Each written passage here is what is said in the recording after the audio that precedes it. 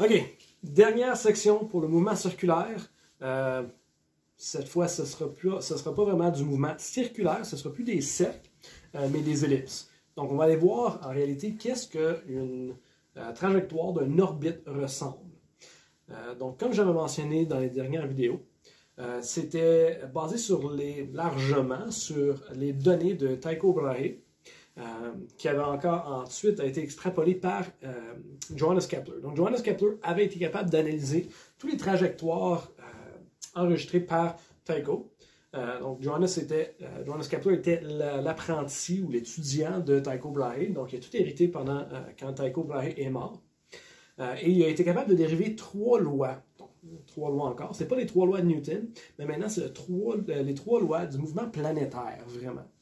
Donc, ça n'expliquait pas pourquoi les planètes faisaient ce qu'ils faisaient, mais ça expliquait comment que ça se faisait. Avec ça, Newton a été capable de dériver son équation de la force gravitationnelle universelle. Donc, ce que Kepler avait été capable de remarquer, c'était premièrement les formes des trajectoires. Comme qu'on avait mentionné, dans les anciens temps, on avait passé à travers différents modèles pour le système solaire et tous les corps célestes. Donc, on avait vu le système géocentrique, la Terre au centre, le système héliocentrique qui a été une amélioration, le Soleil au centre.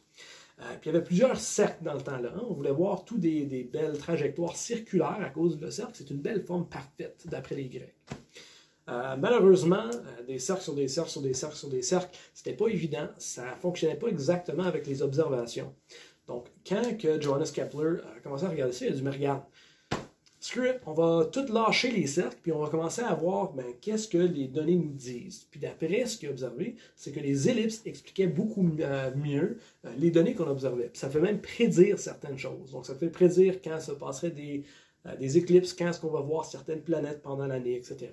Donc, ça a bien fonctionné comme théorie, surtout que ça a fait plusieurs prédictions. Donc, premièrement, la première loi de Kepler, c'est que les orbites sont des ellipses. Même pour une orbite qui est presque circulaire, c'est presque un cercle, mais en réalité, c'est vraiment une ellipse. Donc, la différence étant un cercle parfait, le rayon est constant à n'importe quel point le long de la trajectoire. Donc, n'importe où ce que je me trouve sur la trajectoire circulaire, ma distance du centre va rester constante.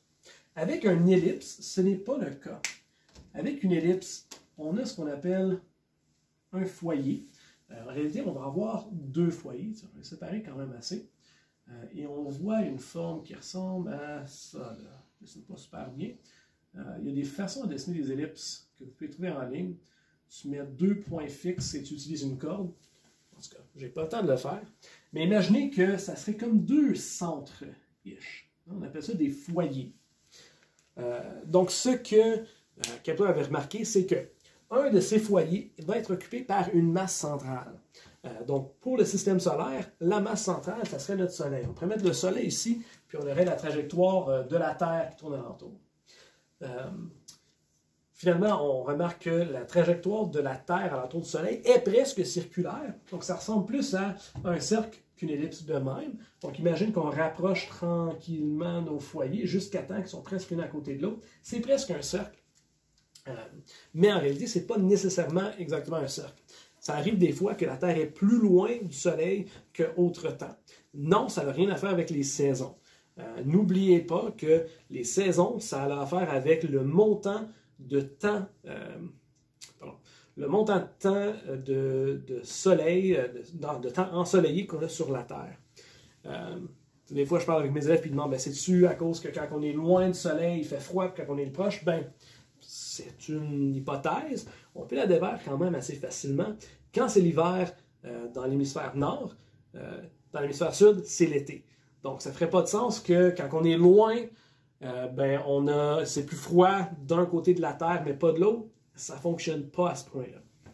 De toute façon, on continue. Donc, les formes des orbites sont des ellipses. Dans notre ellipse, j'ai mes 2 foyers. Un de ces 2 foyers va être occupé par une masse centrale. Dans notre système solaire, on va parler du Soleil. Si on parle de l'orbite de la Lune, la masse centrale pour sa trajectoire, ce serait la Terre. Si on parle de la trajectoire circulaire, ou pardon, l'orbite de notre système solaire alentour du centre galactique, la masse centrale serait le trou noir au centre de notre galaxie. Donc la masse centrale, ça va être un concept, un mot de vocabulaire important à se souvenir. Okay. Après, le fait que les orbites ont la forme d'une ellipse et non d'un cercle, la deuxième loi de Kepler annonce que le balayage du rayon qui rejoint le foyer à la planète est constant. Ouais, c'est pas évident à expliquer, je vais vous lire ce que j'ai dans vos notes. Chaque orbite balaye une aire à un taux constant. Donc le rayon Soleil-planète balaye des aires égales pendant des intervalles de temps égaux. Ce que ceci veut dire, c'est le suivant. Donc, imagine que ceci, c'est la trajectoire d'une planète alentour d'un soleil. Je vais scraper un des foyers. Ça, c'est mon soleil, puis j'ai une planète qui tourne en orbite alentour.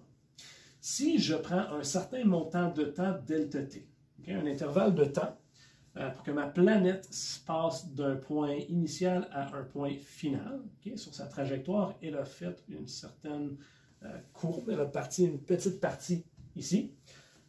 Si je compare le balayage du rayon. Donc, si je crée un rayon de la masse centrale à ma planète et je regarde le balayage de ce rayon. Donc, ce rayon, il vient de balayer un aire. Ici, j'aurai une certaine aire, on va appeler aire 1. Okay? Donc, gardez ça dans votre tête. Ma planète a bougé le long de son trajet. Le rayon qui rattache le Soleil à la planète vient de balayer un aire. Swept over. Ça a balayé par-dessus un aire. Si je fais si je regarde le même intervalle de temps à un autre point, disons un point qui est plus près, disons que je regarde le point d'ici jusqu'à là. Donc, d'ici jusqu'à là, c'est le même intervalle de temps. Donc, je prends un petit timer, là, un chronomètre, puis je calcule 2 jours. Puis ici, je vais donner 2 jours. Ce qu'on remarque, si les delta t, si l'intervalle de temps est égal, l'aire que les rayons ont balayé vont être égales. Okay? Donc, l'aire noire ici va être égale à l'aire vert si les deux parties du trajet ont pris le même montant de temps. Ceci veut dire, si on remarque, j'ai parcouru une certaine distance ici pendant, on avait dit 2 jours, hein, j'ai fait une distance pendant 2 jours. Ici, j'ai aussi fait 2 jours, mais remarquez que la distance doit être plus grande pour balayer la même aire. Donc, ça veut dire que quand tu es plus près de ta masse centrale, tu bouges plus vite. Ceci, ça se voit quand tu penses à une comète. Une comète, pardon, pas une comète, une astéroïde. Si une astéroïde s'approche du Soleil, en s'approchant du Soleil, elle accélère. Hein? La force gravitationnelle tire sur l'astéroïde. Elle tire, elle accélère, accélère, accélère, accélère. Si elle ne frappe pas le Soleil, elle va être déviée, elle va dépasser et revenir et quitter. Donc, pendant son trajet alentour du Soleil, elle va avoir une très grande vitesse. Hein? Elle bouge très, très, très, très, très, très vite. Elle se rapproche. La force centripète est très forte. Ça fait comme un sharp turn, un slingshot. Des fois, on parle des manœuvres slingshot dans la science-fiction et même dans les satellites qu'on envoie dans notre système solaire. C'est effectivement ça. Ça se rapproche d'une planète ou d'une grande masse. Ça accélère, accélère, accélère. Ça gagne une très grande vitesse. Et en revenant, c'est lancé dans une autre direction. En s'éloignant de la masse centrale, elle ralentit et sa vitesse diminue. En d'autres mots, ma planète ici, quand elle s'approche de la masse centrale, elle accélère, arrive à une vitesse maximale quelque part dans sa trajectoire, bouge très vite et ensuite continue pour ralentir. Ensuite, elle revient plus vite et ensuite elle ralentit. Et ensuite, elle revient plus vite et elle ralentit et ça continue de même.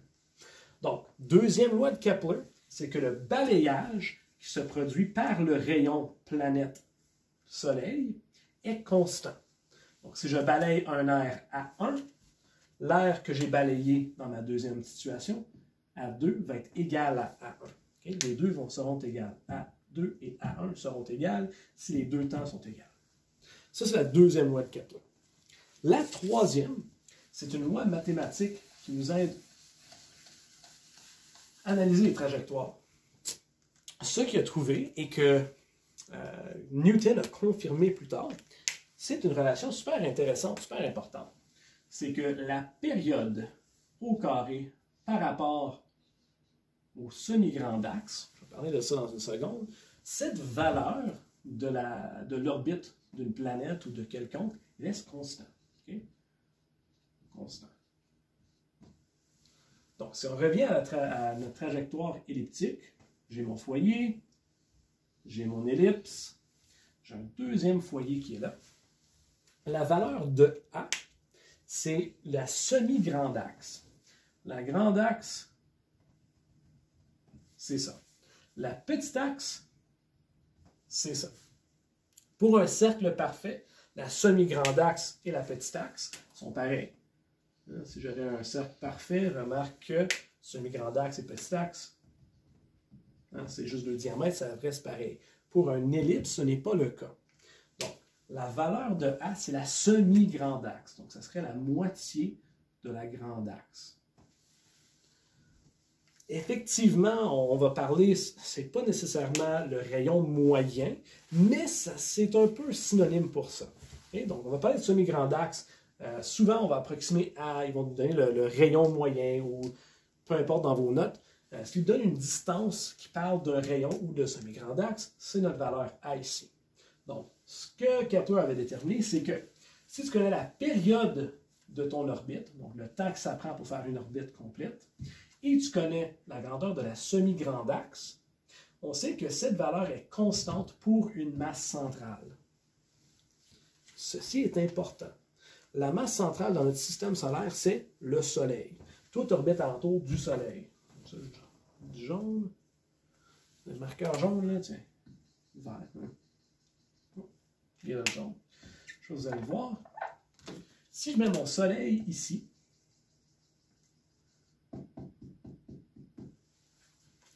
et en bleu, j'ai la trajectoire d'une planète, disons Vénus. Si je connais la valeur de la semi-grande axe de Vénus et la période de Vénus, je peux déterminer la constante de Kepler pour le Soleil. Similairement, si je trouve, ça va prendre en vert, trajectoire de la Terre, si la Terre est en train de faire sa propre ellipse alentour du Soleil, je peux connaître la période d'orbite de la Terre et la valeur du semi-grand axe, le rayon moyen de la Terre, ça me donnerait la même valeur constante pour le Soleil que Vénus. Même chose si je fais avec Pluton. Pluton, c'est une des planètes qui a la forme la plus elliptique. Ça ressemble vraiment comme presque à ça, là. Une très grande valeur de E pour l'excentricité. Même chose, Pluton, sa valeur de sa période de son orbite et de la valeur de sa semi-grande axe nous donnerait la même constante. Donc, pour n'importe quoi qui orbite le Soleil, la valeur de T au carré sur A cube reste constant, no matter what. Okay? Je vais vous montrer pourquoi ceci est le cas. Donc, plus tard, avec les notions de la force gravitationnelle, Newton a été capable de vraiment confirmer et expliquer pourquoi ceci est le cas. Donc, pour Johannes Kepler, lui, il a vraiment juste ressorti plein de choses qu'il trouvait intéressantes. Mais regarde ce que j'ai trouvé. C'est des ellipses. Il y a des relations intéressantes entre le balayage du rayon et le temps que ça prend. Peu importe, il sort plein de choses intéressantes, mais il ne peut pas expliquer la raison pourquoi. Newton, lui, il est capable de le dire. Allons voir une trajectoire circulaire. Donc, on va imaginer une orbite circulaire, juste pour simplifier le problème. La force nette sur un objet qui est en train de faire une trajectoire circulaire est en train de subir la masse en orbite, la masse de on va dire la masse du satellite, MS, la masse du satellite est en train de subir une accélération centripète. Okay? Quelle force est en train de faire bouger en rond, en cercle, ce satellite? C'est la force gravitationnelle. Donc, j'ai la masse centrale et la masse du satellite. Masse centrale, masse du satellite. Donc, C pour centrale, S, c'est le même satellite. Ça, c'est l'accélération centripète, divisée par la distance au carré. Ce qu'on remarque ici, c'est que la masse du satellite n'est pas importante. Peu importe ce que tu mets en orbite, là, que ce soit une lune, que ce soit une planète, que ce soit un petit satellite, whatever, ça peut être n'importe quoi. La masse n'est pas importante de la chose qui tourne alentour. C'est vraiment pas important. L'accélération centripète, c'est V au carré sur rayon, G masse centrale sur R au carré. Donc, ce que je peux encore maintenant aller simplifier, remarquer que les rayons, je peux aller annuler le au carré et le R, pour finir avec une équation un peu plus simple, V à la 2 qui est égal à Gm centrale sur R. Donc, ça, c'est la vitesse de mon satellite. Donc, j'ai encore de l'information de mon satellite. J'ai la constante gravitationnelle qui est constante pour toutes. La masse centrale, ça pourrait être mon Soleil si on parle des orbites des planètes. Et la distance entre la planète et le Soleil, disons. Okay. La vitesse pour une trajectoire circulaire, ça couvre 2πr, hein, la circonférence, pendant une période. Tout ça, c'est au carré. GmC sur R. Si je distribue mon exposant à la 2 à chacun de mes termes, je retrouve le suivant. Je vais effacer ça, là.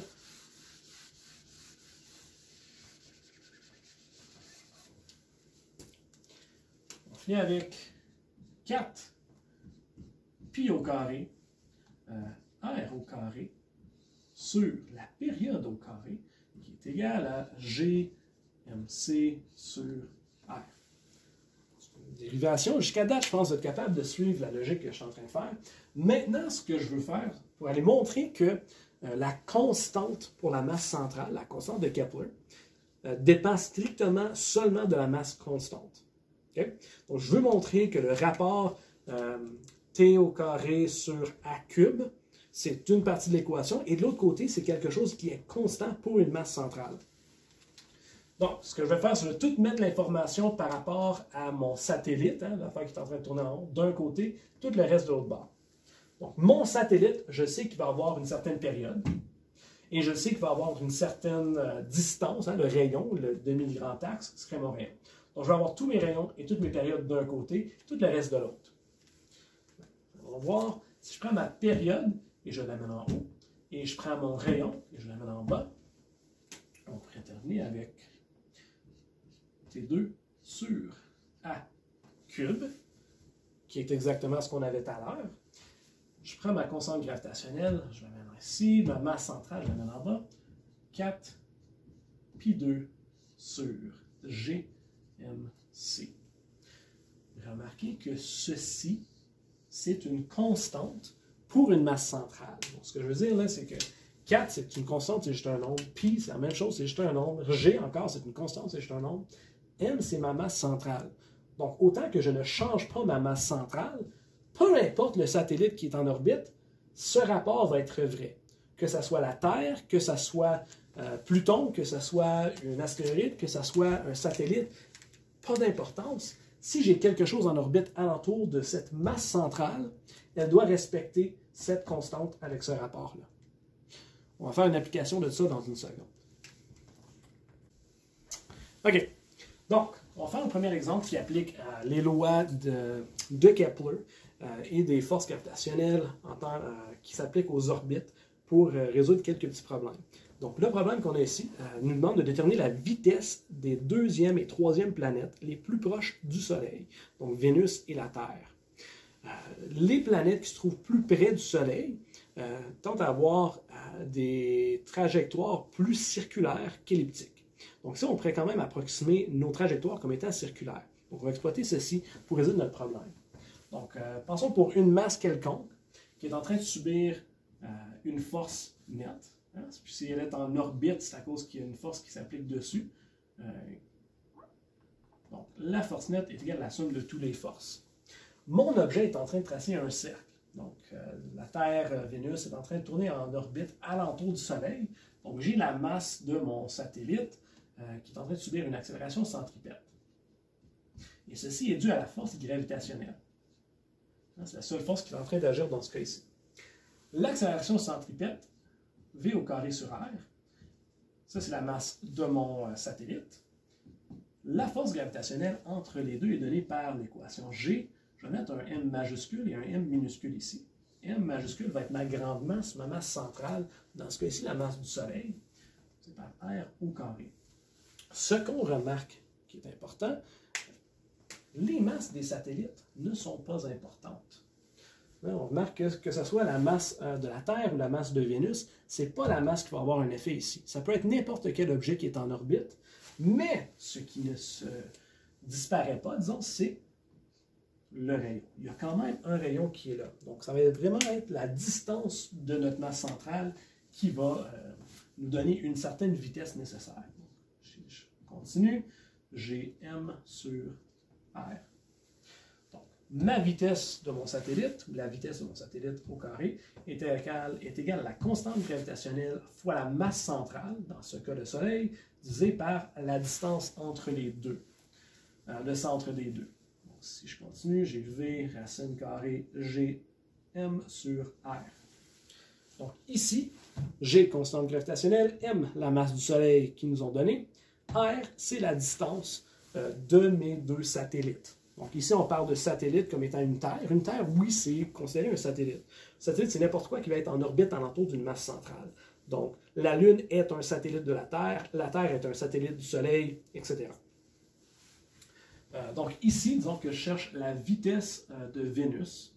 Je vais avoir la constante gravitationnelle, 6,67 fois 10 à la moins 11 newton mètre carré par kilogramme carré, fois la masse du Soleil qu'ils nous ont donnée, qui est 1,99 fois 10 à la 30, une méchante grande masse, kilogramme, sur, et là ça devient important, j'ai besoin le rayon de Vénus. Donc il nous donne le rayon de Vénus qui est 1,08 fois 10 à la 11 mètres.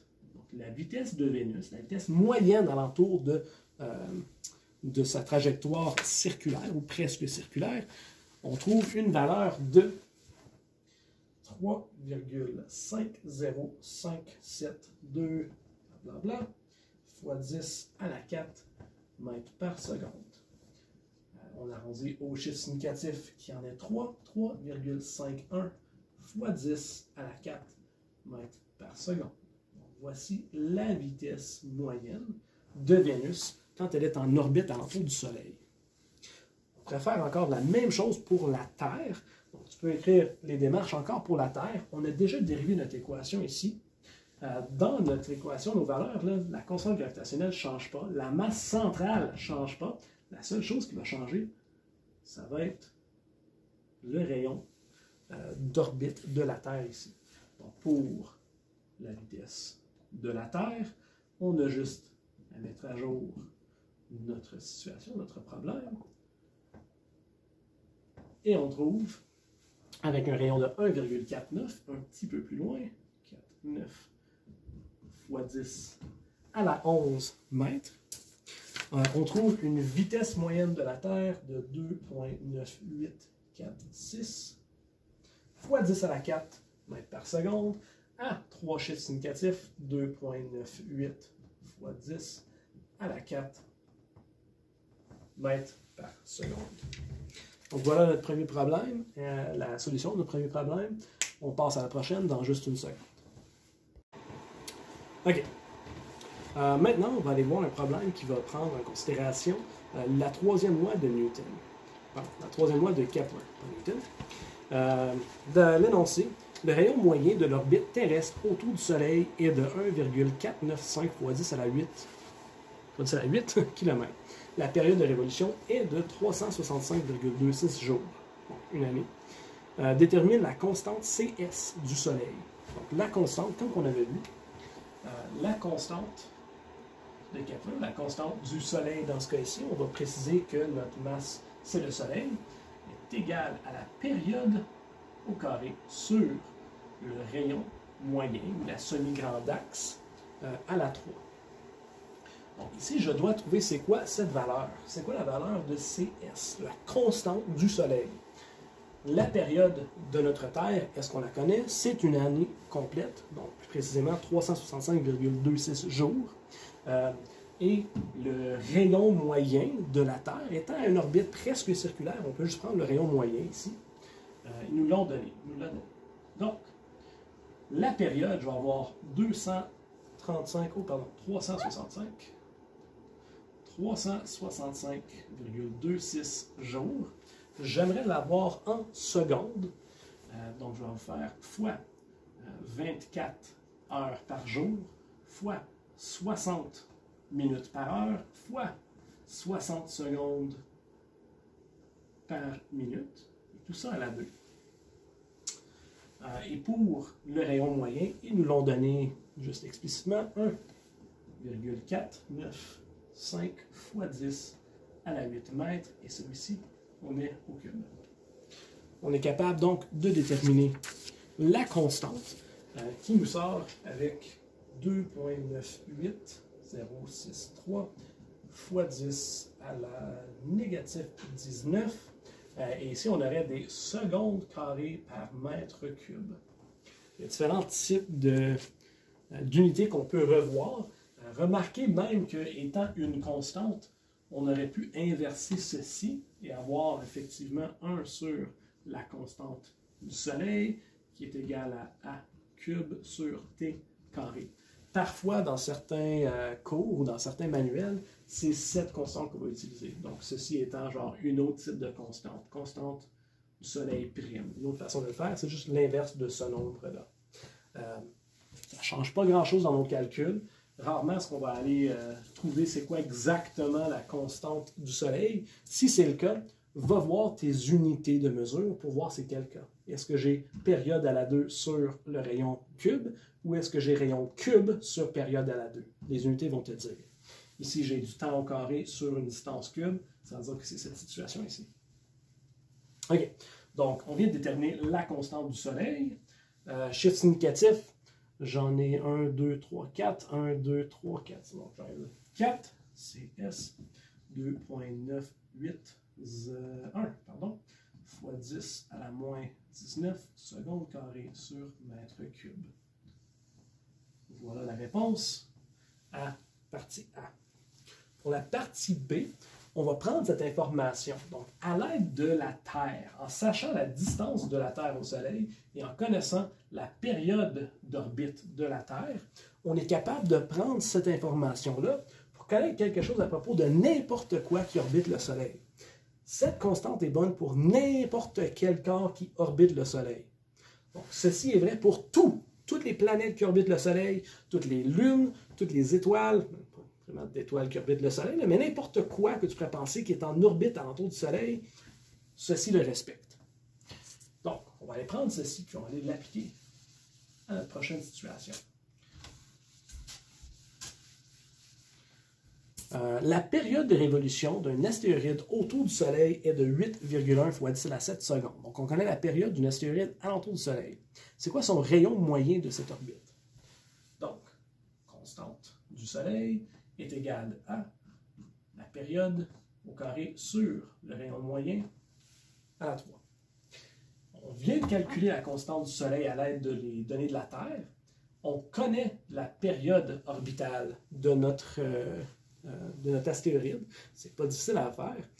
Si tu penses à n'importe quel corps céleste, on peut connaître son orbite, sa période orbitale quand même assez facilement en analysant la trajectoire. Combien de fois est-ce qu'on voit la comète de Halley? Combien de fois est-ce qu'on voit les Perséides? Combien de fois est-ce qu'on voit un certain corps céleste, un certain phénomène qui est en rotation alentour du Soleil ou alentour d'un autre corps? Donc on peut calculer ça quand même assez facilement avec des observations régulières, là, en regardant les étoiles pendant la nuit, ou les planètes, plus précisément. Oui.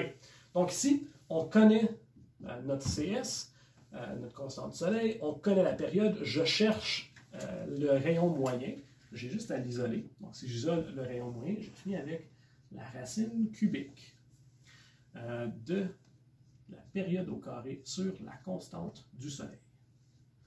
Donc, le rayon moyen serait égal à la période au carré. Ils nous ont donné la période qui est 8,1 fois 10 à la 7 secondes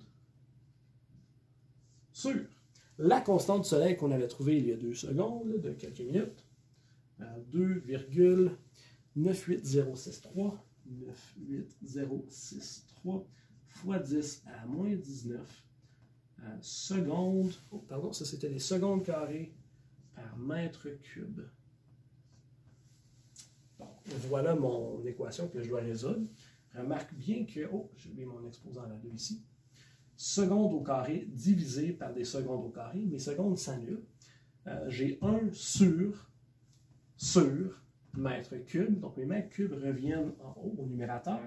Mètre cube, racine cubique, je viens avec des mètres. Donc c'est bien, mon rayon devrait être en mètres. Donc le rayon moyen qu'on retrouve est de 2,802 554 fois 10 à la 11 mètres. Et encore, avec nos chiffres significatifs, c'en est 2 ici, puisque j'ai utilisé la période qu'ils nous ont donnée. 2,8 fois 10 à la 11 mètres. Et voilà notre rayon moyen pour cet astéroïde. Donc, avec de l'information strictement de un corps céleste alentour, un corps en orbite alentour du Soleil, comme la Terre, on peut mesurer de façon à l'aide de la trigonométrie la distance de la Terre du Soleil, ou une estimation de la distance de la Terre au Soleil. Donc, on peut calculer ça ici sur la Terre. Ensuite, on peut déterminer la période de révolution de la Terre en orbite. Combien de temps est-ce que ça prend, pour que la Terre termine un orbite ou complète un orbite complet. Et ça, c'est 365,26 jours. Donc ça, c'est des observations qu'on fait sur la Terre. Ensuite, on regarde dans l'univers et on voit autre chose en orbite alentour du Soleil. On peut donc déterminer, calculer à l'aide d'observations, la période d'une astéroïde. Donc on peut trouver c'est quoi la période de l'astéroïde. Et avec cette relation mathématique, on peut calculer donc la distance du Soleil de ce satellite. Donc, ça nous donne d'autres informations à propos d'un autre corps qui est en orbite alentour de la même masse centrale que nous autres. On va voir plus tard dans vos devoirs qu'on peut même calculer la masse centrale, sachant certaines informations d'un satellite. Donc, ça va être une des questions dans vos devoirs. Donc, à la prochaine.